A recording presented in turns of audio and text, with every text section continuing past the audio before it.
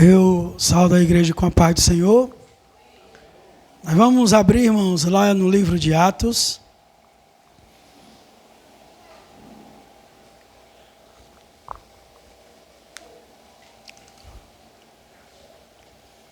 No capítulo 13.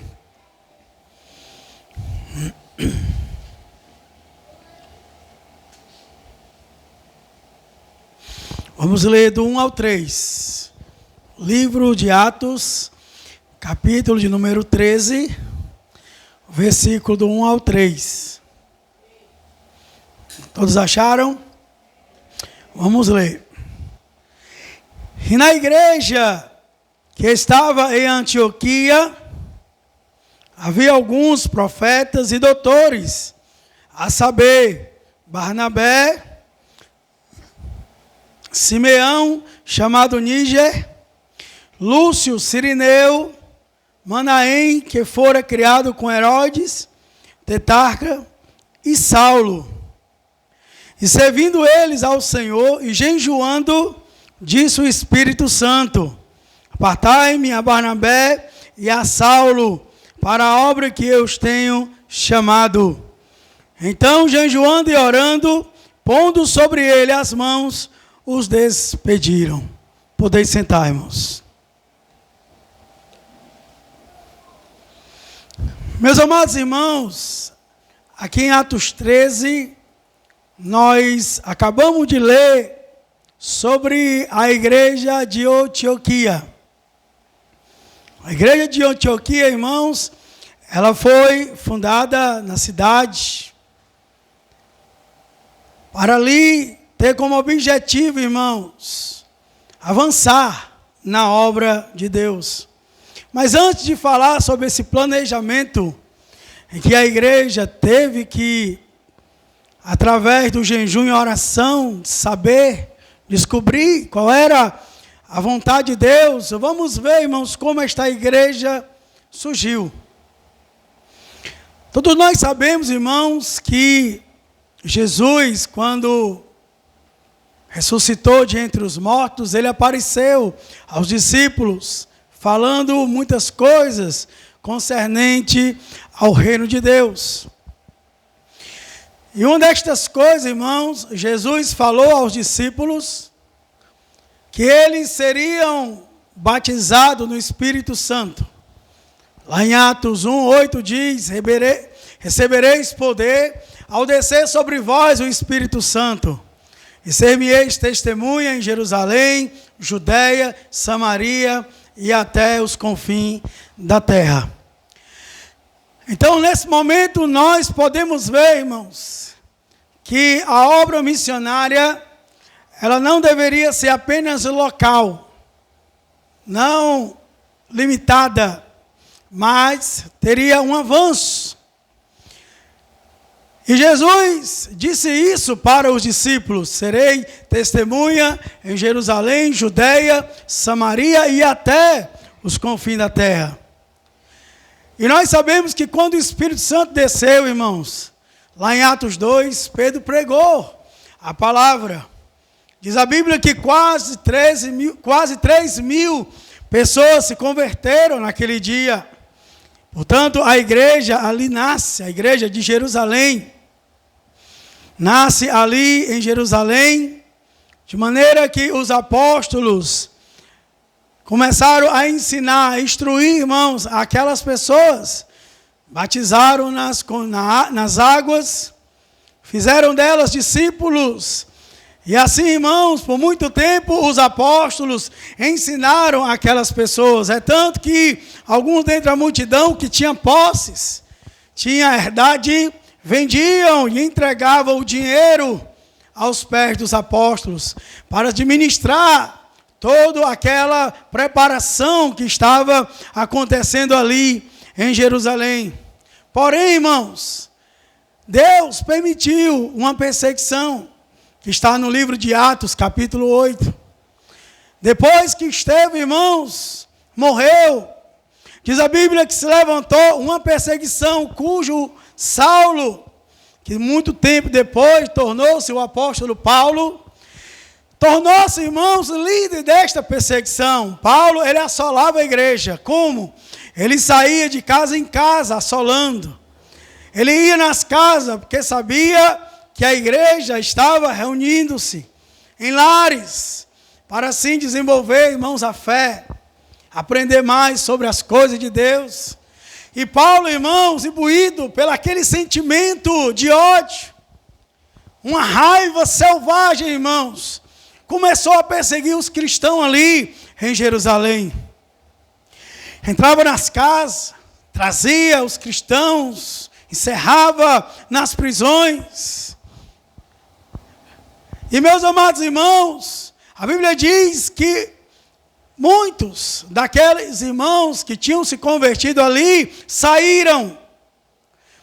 Saíram, irmãos, mas não temerosos, não covardemente, não com medo, mas saíram, irmãos, por todos os lugares, pregando a palavra. Ou seja, se Paulo, juntamente com aquelas autoridades, pensou que estava, irmãos, refreando a obra de Deus, na verdade estava incentivando ainda mais aqueles irmãos saírem, irmãos, pregando por todos os cantos a palavra de Deus. É interessante que em Atos 11, 19 diz assim, ó: e os que foram dispersos pela perseguição que sucedeu por causa de Estevão, caminharam até a Fenícia, Chipre e Antioquia, não anunciando a ninguém a palavra, senão somente aos judeus. Que era uma ordem, irmão, de Jesus. Jesus disse que quando ele saísse para pregar o evangelho, primeiro fosse, irmãos, aos judeus, para pregar, irmãos, na tentativa de esclarecer os judeus sobre o Messias, que era o próprio Jesus, para que eles aceitassem Jesus como Filho de Deus.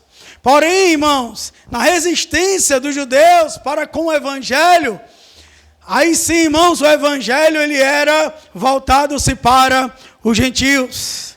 Só, irmãos, que entre alguns que eram discípulos e serenenses, os quais, entrando em Antioquia, falaram aos gregos, anunciando ao Senhor Jesus.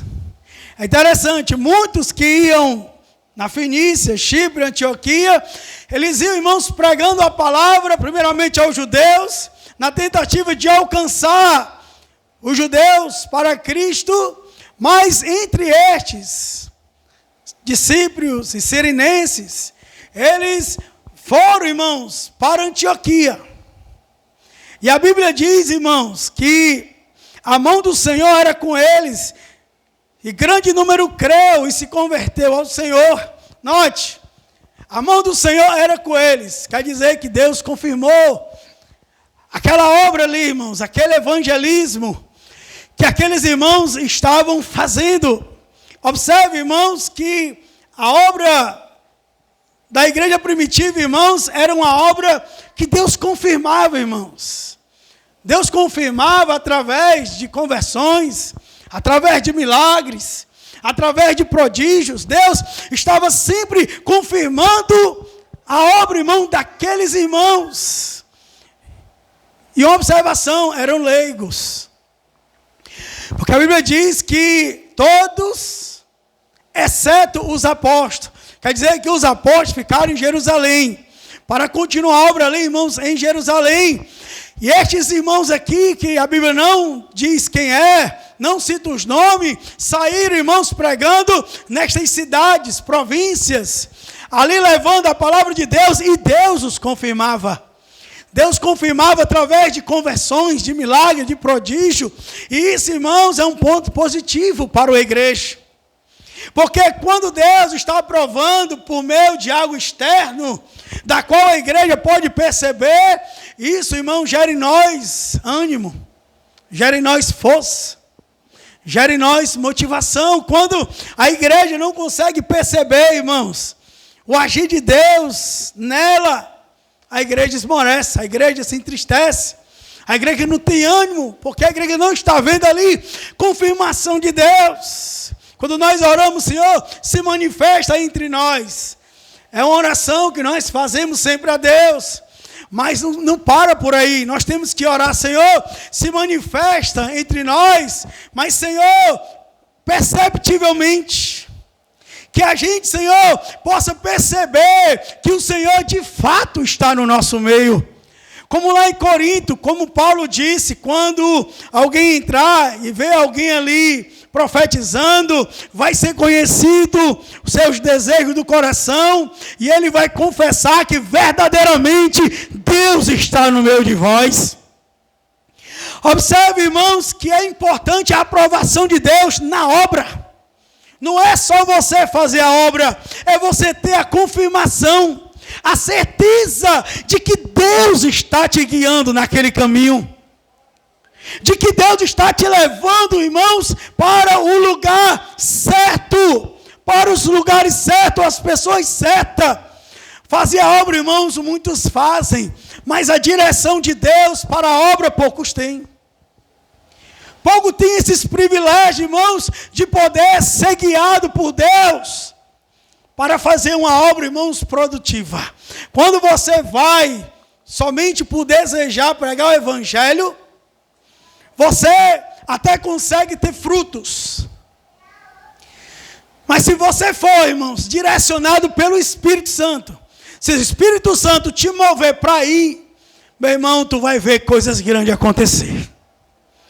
Se tu sentir o Espírito Santo mover o teu coração, se tu sentir o Espírito Santo te guiar na direção daquela obra, meu irmão, tu vai ver sinais, prodígio e muitas conversões acontecendo. Nós temos que orar pedindo a Deus direção, não é só pregar, não é só fazer a obra, é ter a confirmação de Deus para aquilo ali. Talvez Deus te chamou para ser um evangelista, mas tu ainda não consegue entender isso. Talvez Deus te chamou para ser um missionário, ganhar almas, não só aqui na cidade, mas interior, mas tu não consegue perceber isso. E isso acontece com muita gente, irmãos. Muitas pessoas até têm dom, tem até talento, irmãos, para a obra, para ter uma obra, irmãos, produtiva. Mas, por ela não ter essa direção de Deus, ela acaba se perdendo no caminho. Por isso que é importante, irmãos, a gente sempre está orando ao Senhor. Senhor, dai na tua direção. Senhor, me guia, leva-me para onde tu queres. Aqui estou, Senhor, em tua mão. Faz o que tu queres na minha vida. É importante, e Deus estava confirmando, irmãos. E é interessante que quando aqueles irmãos chegaram em Antioquia, começaram a pregar, Deus estava com eles ali, manifestando o poder, e muitos se converteram ao Senhor. Diz a Bíblia, irmãos, que a igreja de Jerusalém soube que em Antioquia, irmãos, houve conversões em massa. E sabendo desta notícia, meus amados irmãos, eles enviaram, sabe quem? Barnabé. 11, versículo 22, ó. E chegou a fama destas coisas aos ouvidos da igreja que estava em Jerusalém. Enviaram Barnabé a Antioquia. Observe, irmãos, que a igreja de Jerusalém, até então, parece que não tinha aquela visão missionária. Porque aqueles irmãos foram dispersos, não é porque a igreja enviou, é porque Deus permitiu uma perseguição no meio dela. Observe que quando aquela igreja de Jerusalém, ela se estabelece em Jerusalém, deveria ter ali, irmãos, um planejamento missionário. Eles não tiveram essa direção do Espírito Santo para guiar e enviar, irmãos. As pessoas se concentraram ali. Passaram muito tempo, irmãos, ali em Jerusalém. Só que a ordem de Jesus, sabe qual era?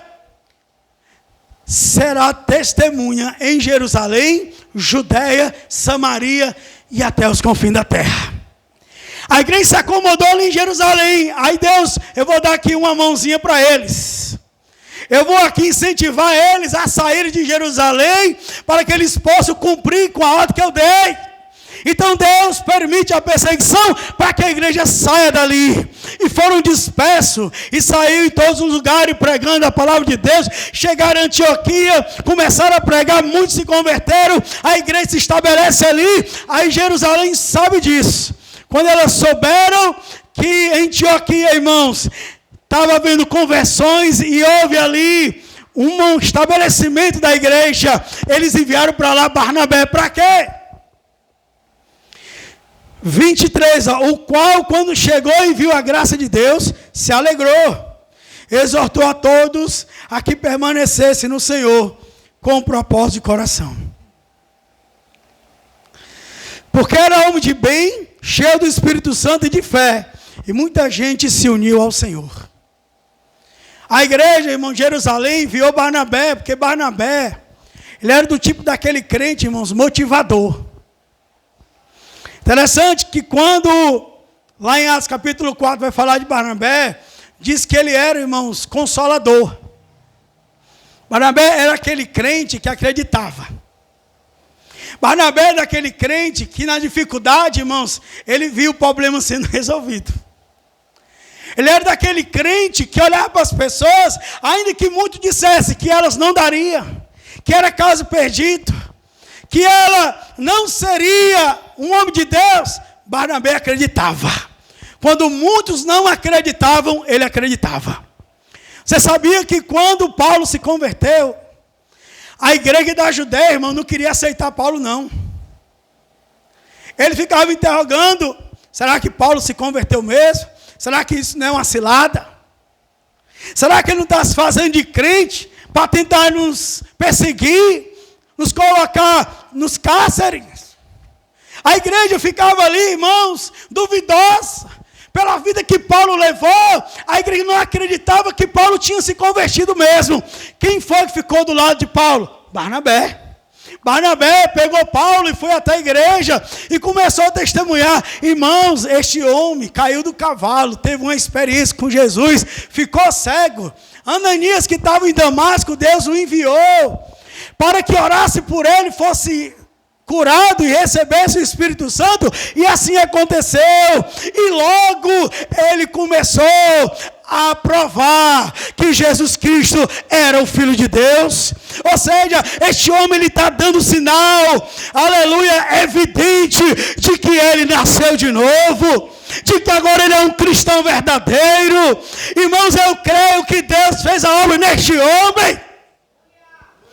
É assim, irmãos, era Barnabé. A igreja viu Barnabé porque sabia que a igreja de Antioquia ia precisar de um homem assim, irmãos. Por isso que diz aqui, um homem bom, cheio do Espírito Santo e de fé.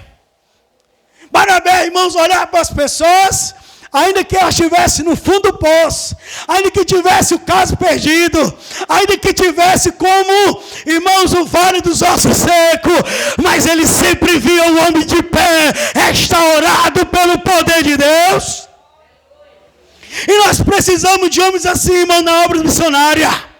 A obra missionária é árdua, irmãos. A obra missionária é difícil, eu digo isso porque eu vivi 8 anos integralmente na obra de Deus. A obra de Deus tem o seu desafio. Precisamos, irmãos, ter fé. Porque nós chegamos em lugares onde o inimigo, irmãos, destrói as pessoas de tal maneira que parece que não tem mais solução, que parece que não tem mais restauração. Mas aí, meu irmão, o crente que tem fé, ele não olha para a dificuldade, ele não olha para a sequidão, ele olha para o Deus que tem poder de restaurar, meu irmão, qualquer que seja, para a sua glória.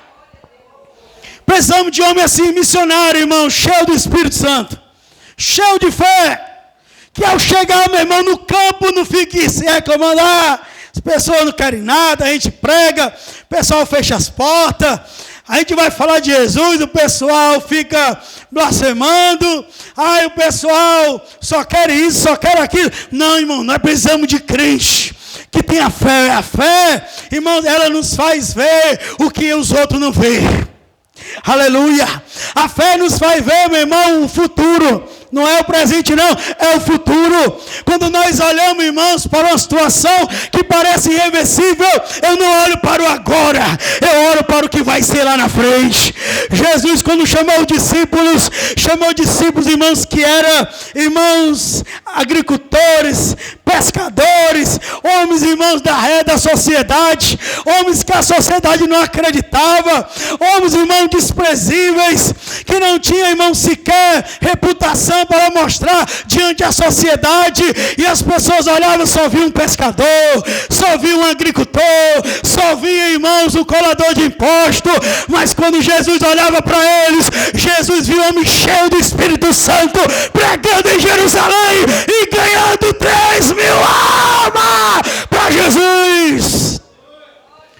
Nós temos que ter fé, irmãos. Fé para ver as coisas que não tem solução, tendo. Porque o nosso Deus, irmãos, Ele é o Deus do impossível. Aquele que para mim é impossível, Deus torna impossível. Quando levaram aquele paralítico lá, tiraram as telhas e desceram pela corda, Jesus disse: perdoados estão os teus pecados. E alguns escribas ali e fariseus começaram a indagar: quem pode perdoar pecado senão eu? Jesus disse: qual é mais fácil? Dizer esse paralítico está perdoado, ou dizer ele levanta e anda? Qual é o mais fácil? Meu irmão, para Jesus tudo era fácil. Era fácil ele perdoar e era fácil ele curar. Mas Jesus queria mostrar para pessoas, irmãos, que para ele não existe limite, que para ele não existe dificuldade, que para ele não existe nada impossível. Ele diz: para que saibais que o Filho de Deus tem autoridade no céu e na terra, eu digo a este homem: levanta! E o homem se levantou e pegou a sua cama e foi para a sua casa, para mostrar que não há nada impossível para Jesus, não há nada difícil. O nosso Deus, irmãos, é o Deus que faz as ondas parar. O nosso Deus é o Deus que para a tempestade. O nosso Deus é o Deus que anda sobre as águas. O nosso Deus é o Deus que multiplica peixe. Só 5 pão e 2 peixinhos. Não há nada impossível para este Deus. O homem pode estar na sarjeta, o homem pode estar num buraco, o homem pode até estar morto. Jesus disse: eu sou a vida e a ressurreição. E quem tiver morto vai ressuscitar, porque o nosso Deus é poderoso, irmãos. O missionário tem que entender isso. Ele tem que ter as características de Barnabé, irmãos. Tem que ser um homem bom, que reparte, que olha, irmãos, para o ser humano com bondade. Tem que ser cheio do Espírito Santo para pregar com poder, para confrontar o pecado, confrontar o mal. E tem que ter fé para ver a obra crescer, meu irmão. E a igreja de Jerusalém enviou Barnabé porque sabia que ele era este homem. E é interessante que e partiu Barnabé para Tarso a buscar Saulo, e achando-o, o conduziu para Antioquia. É interessante, irmãos, que quando a igreja se estabelece em Antioquia, dá para entender aqui que aquela igreja, ela buscava uma direção, irmãos. Dá a entender que ela, depois de estabelecida ali, ia ver a reorganização da igreja. Como, por exemplo, a igreja deve ter pensado, quando vamos começar a obra missionária? Para onde vamos enviar os missionários?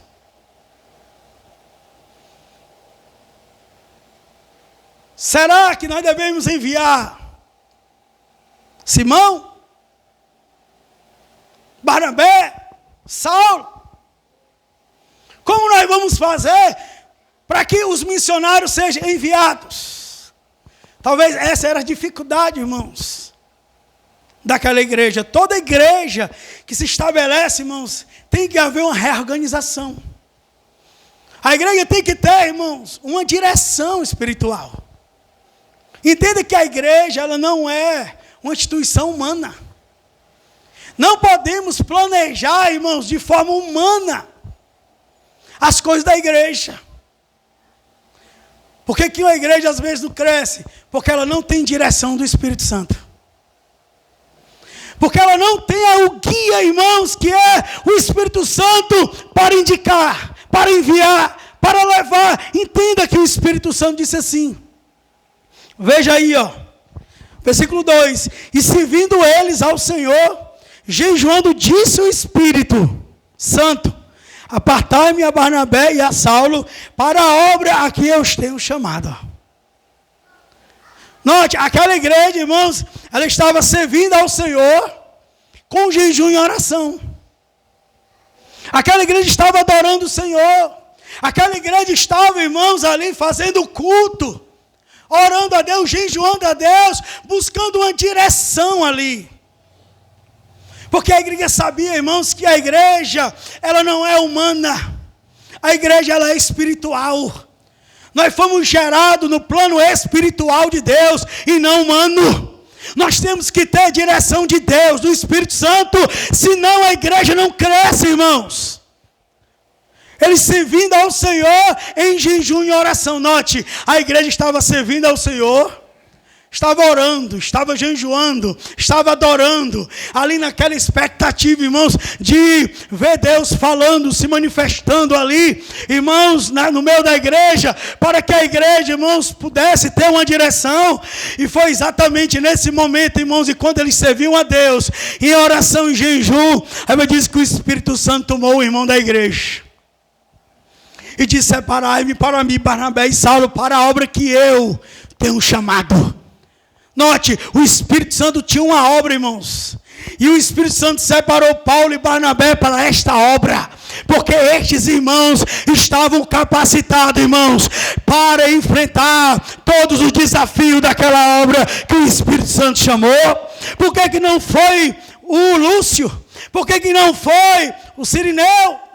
Por que não foi um mestre da igreja? Por que não foi um profeta? Já que a igreja, irmãos, tinha profetas e mestres, por que esses irmãos não saíram pregando? Não estavam eles capacitados, irmãos, para falar de Cristo? Estavam sim, mas eles sabiam, irmãos, que isso não é tudo. Eles sabiam que ainda tivesse capacidade para pregar e falar de Jesus, eles precisavam de uma direção de Deus. Eles precisavam, irmãos, de Deus aparecer no meio da igreja e selecionar as pessoas certas. E assim aconteceu. O Espírito Santo separa para mim, Barnabé e Saulo, para a obra que eu tenho chamado. Ou seja, irmão, quando o Espírito Santo chama alguém para a obra, é sinal de que esta obra será produtiva. É sinal de que milagres, sinais e prodígio irão acontecer, irmãos. É sinal que quando você começar a falar de Jesus, vai ser com tanto poder que os corações não vão suportar e vão cair no chão dizendo: Senhor, me arrependo dos meus pecados e eu aceito Jesus como meu Salvador. Se o Espírito Santo nos chamar, meu irmão, grandes coisas Deus vai fazer através de nós. E não importa o que nós somos, se temos status, se nós temos, irmãos, prestígio, e não importa se nós temos intelectualidade, e não importa se nós somos teólogo, pastor ou qualquer outra coisa, Deus vai usar, irmãos, até o analfabeto, porque não é você que vai falar. Jesus disse naquela hora: não temeis o que dizer, porque o meu Espírito falará em vós. Aleluia! É o Espírito se carrega, irmão, de tudo. Não te preocupa no que tu vai dizer. A Bíblia diz: abre a tua boca e eu te encherei. Nesse momento que tu estiver cheio do Espírito, tu não vai se preocupar, meu irmão, em dizer. E outra, tu não vai se preocupar em dizer muita coisa, não. Tu não vai aqui ficar tentando, produzindo, organizando, não. Porque tu vai estar tão cheio do Espírito que o Espírito vai te mover. E tu vai falar com o poder do Espírito. O Espírito vai falar através de ti. Tu tornar-se-á para Ele o instrumento, meu irmão, poderoso. Aleluia.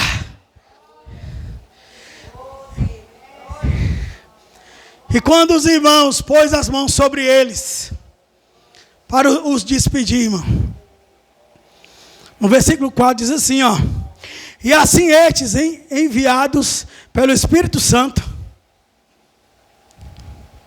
desceram a Seleucia e dali navegaram para Chipre. Chegados a Salamina, anunciava a palavra de Deus nas sinagogas dos judeus. E tinham também a João como cooperador. É interessante, irmãos.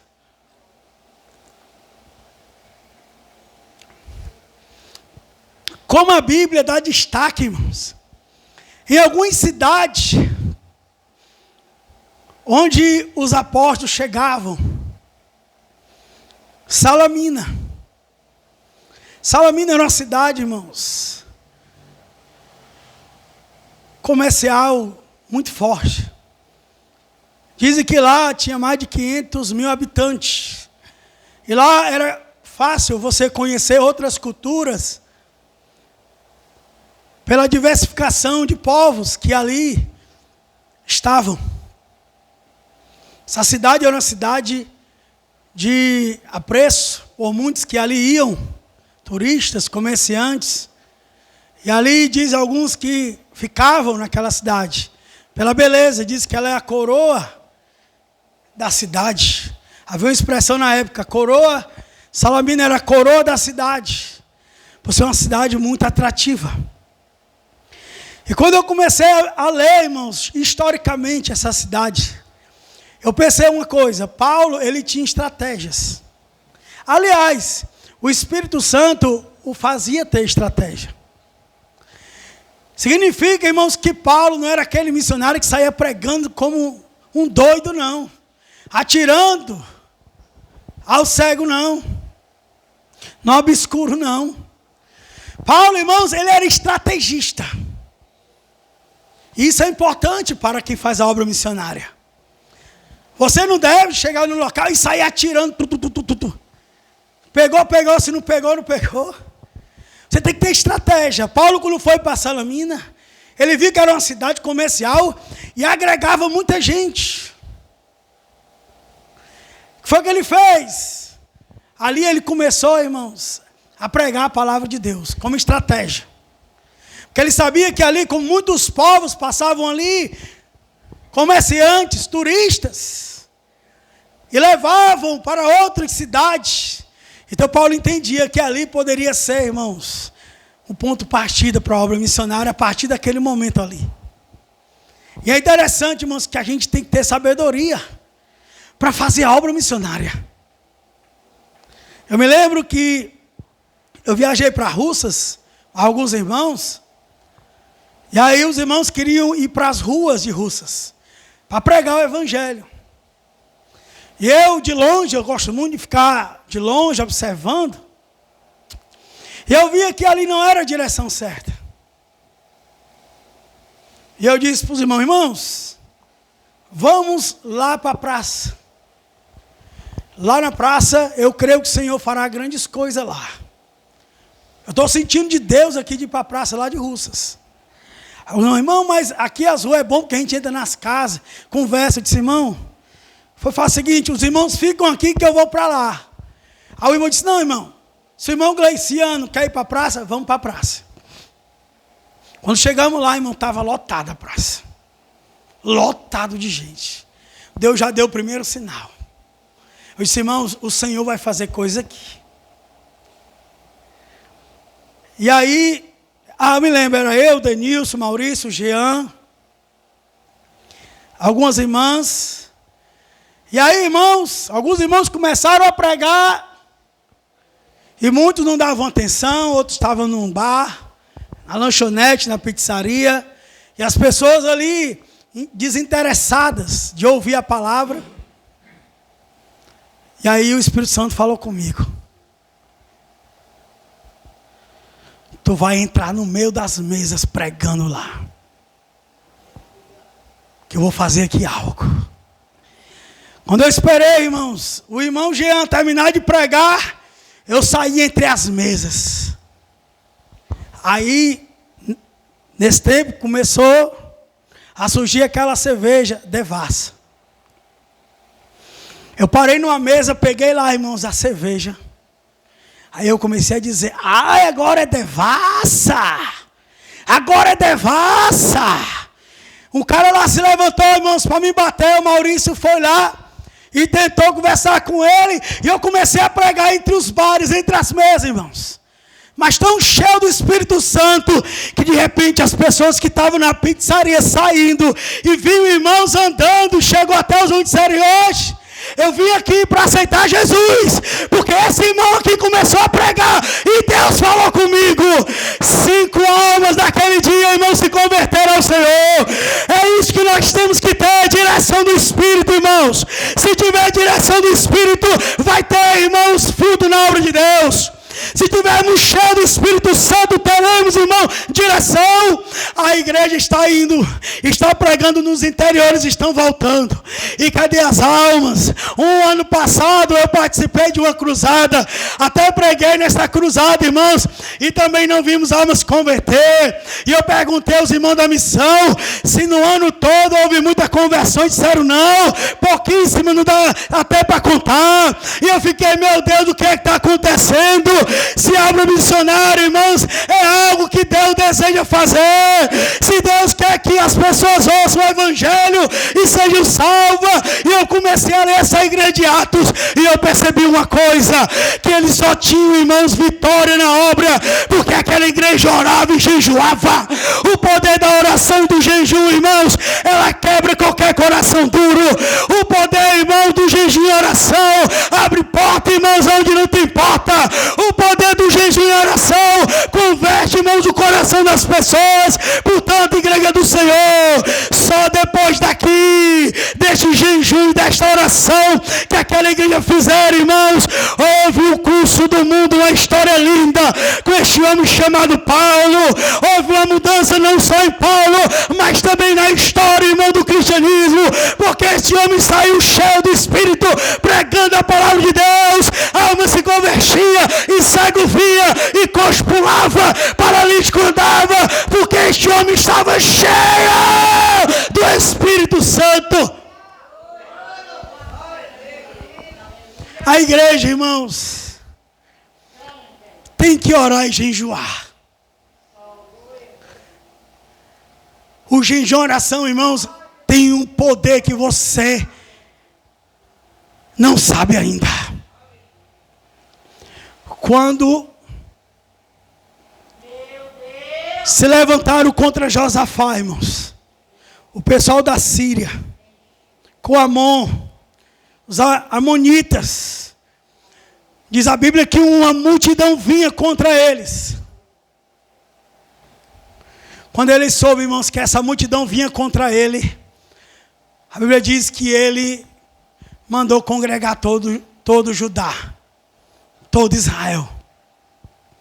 Diz a Bíblia lá, irmãos, que ele não tinha força nenhuma para conseguir vencer aquela multidão. E ele disse, não sabemos o que fazer. Está lá no texto. Segundo as Crônicas 20, se eu não me engano, no versículo 12. Eu vou até ler para ficar mais claro. Segunda Crônica 20, versículo diz assim, ó.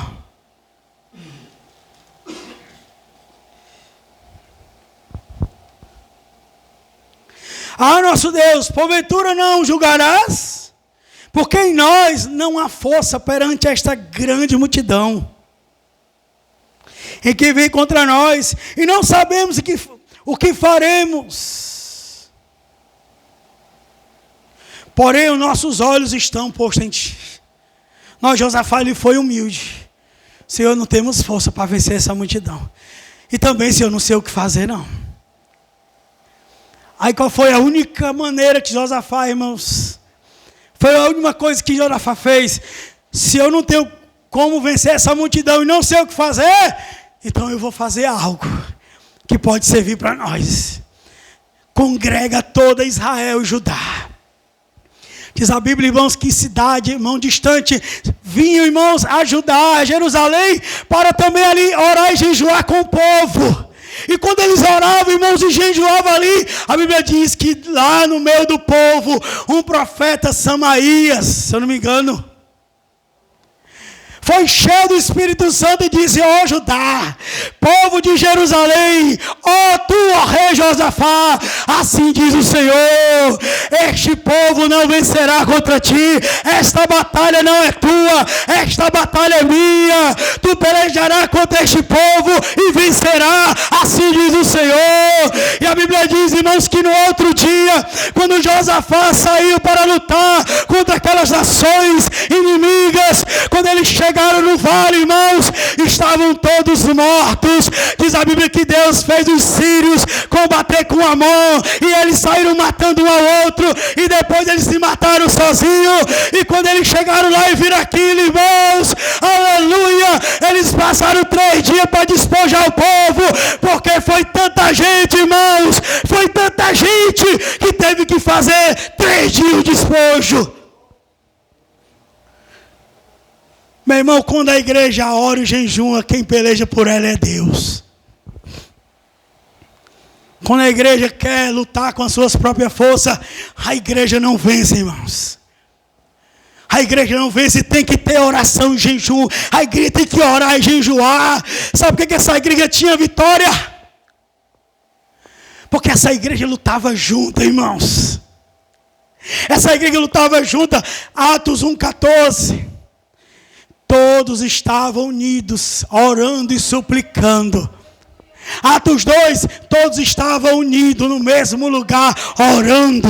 Atos 4, quando eles foram soltos, vieram até a igreja e contaram tudo, todas as ameaças que aqueles sacerdotes fizeram contra eles. A Bíblia diz que todos começaram com essa voz, orando.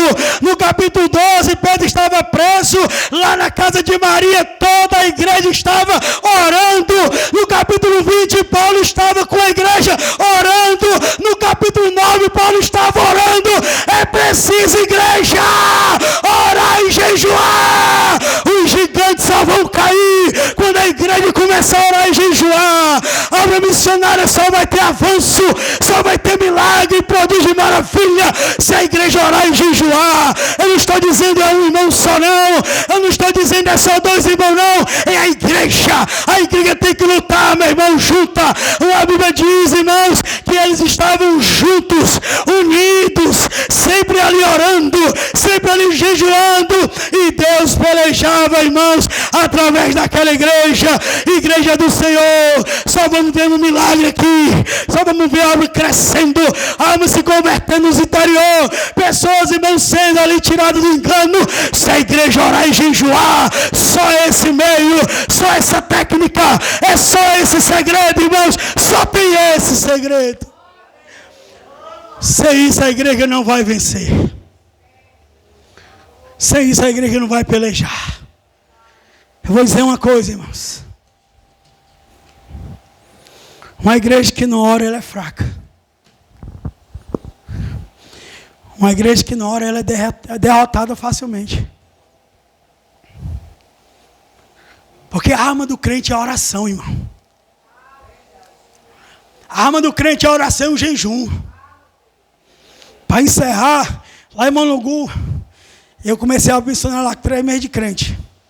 Tinha uma mulher lá que dizia assim, ó: eu nunca vou me converter. Vocês nunca vão conseguir me levar para a igreja. Nem o Glauco vindo aqui, ele me converte. Isso eu soube antes de ir para Monogu. E aí quando eu estava em pré para ir para Monogu, comecei a orar e jejuar. Passei 3 dias orando e jejuando. Cheguei em Monogu, irmãos. Passei uma semana lá. No sábado, eu ia voltar no domingo. No sábado, teve o último grupo familiar. E eu continuei orando e jejuando lá. O irmão que foi comigo, vai, não, irmão, almoçar? Vou não. Eu tenho aqui uma comida que tu não sabe ainda. Mas antes de a gente ir embora, tu vai saber. E eu orando. Jejuando. No último dia, irmãos, lá, fizemos o grupo familiar. Diz aí quem aparece lá na porta. Essa mulher. Quando a Eliane, na época que estava lá como dirigente, o irmão Pedro e a irmã Inácia viram ela, eles começaram a chorar. Eles começaram a chorar. E aquela mulher chegou e sentou, irmãos, e eu comecei a orar. Eu comecei a orar e o Espírito Santo falou comigo: hoje eu quebro essa mulher. E meus amados, quando terminou os louvores, eu não quis nem começar a palavra. Na hora que terminou o louvor, que todo mundo estava quebrantado, a glória descendo ali, eu olhei para ele e disse: hoje Jesus te salva. Ele olhou para mim assim com um olhar e disse: Ele já me salvou. Eu estou aqui hoje porque eu quero aceitar Ele como meu Senhor e Salvador. Meu irmão, houve uma alegria tão grande naquela casa. Um choro. Aí depois veio me dizer: irmão, essa mulher aí é a esposa do LN. Pensa uma mulher dura, pensa uma mulher difícil para se converter. Eu disse: irmão, difícil é até um crente colocar o joelho no chão e dizer: Senhor, eu não saio daqui se tu não operar aqui e ali, Senhor. Meu irmão, é difícil até o crente não deixar a comida de lado, irmãos, e começar a orar, e orar objetivamente no propósito, irmão. Eu quero é ver, meu irmão, o crente que ora e que jejua ali. Eu quero ver Deus no levantar do seu trono, estender a sua mão e derramar a sua glória. Aleluia, não dá, meu irmão. Não tem. Crente que tem a barriga vazia, tem poder, tem autoridade. Deus fala com ele, Deus direciona ele, aleluia. Eu quero é ver. Hoje não existe mais isso, porque os crentes estão muito fracos. Os crentes não oram mais, não jejuam mais. Até nós mesmos, irmãos, caímos nessa tentação. Eu já vivi coisas grandes, muitos irmãos que sabem. Eu jejuava 3 vezes, sem água e sem comida. Meu maior jejum foi 18 dias. Eu jejuei 18 dias, emagreci 8 quilos. Para Deus levantar uma mulher que estava quase morta, lá em Piauí. Quando a gente chegou lá, a mulher estava morrendo. Como eu disse, até um crente, meu irmão, se colocar diante de Deus e falar assim: eu estou aqui, eu vou me sacrificar, meu Deus. Não tem, meu irmão. O crente que ora tem vitória. O crente que ora na obra tem produção, tem frutificação. Agora, se não orar, meu irmão, vai sair só a palavra da mente. Vai ser só o conhecimento vazio. Nós precisamos, irmãos, estar cheio do Espírito Santo. Vamos ficar de pé nessa noite. Ó Deus Santo, Deus Todo-Poderoso, nesta noite eu quero te agradecer, ó Pai, por esta palavra a qual o Senhor colocou no meu coração. Pedi ao Senhor, meu Deus, que fortaleça os missionários.